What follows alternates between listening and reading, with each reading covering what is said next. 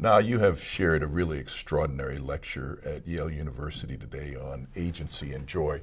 But I wonder if you'd share with us a little bit what you're working on now. I'll be glad to. Right now, I'm working on several things, but what I'm most excited about is I'm working and organizing with the new Poor People's Campaign, a national call for moral revival.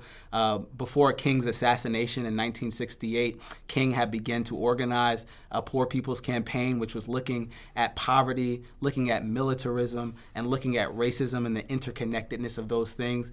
And so a lot of times when we talk about honoring King, we commemorate King, but as Reverend Barber, who has done a lot of the groundwork in putting this new Poor People's Campaign off the ground, says that we can't just commemorate King, we have to complete King's work and the broader movement that King was a part of. And what that looks like for me is organizing this new Poor People's Campaign. So we're looking at poverty, which affects a lot of young people in this country, particularly young people of color and Black young people, but also all young people. White young children are also experiencing high levels of poverty. We have about 140 million people in this country who are experiencing some level of poverty or some level of low income situation.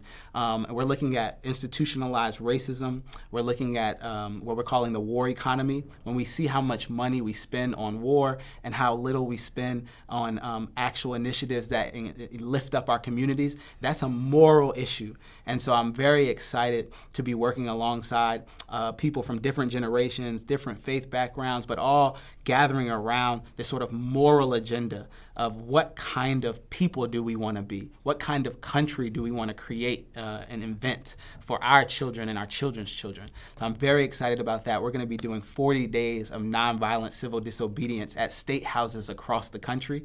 I'm in New Jersey, so you can catch me in Trenton. But whatever state you're in, you probably have a campaign there. Please join that campaign. You can go to poorpeoplescampaign.org and you can sign up and you'll get updates right there on the website.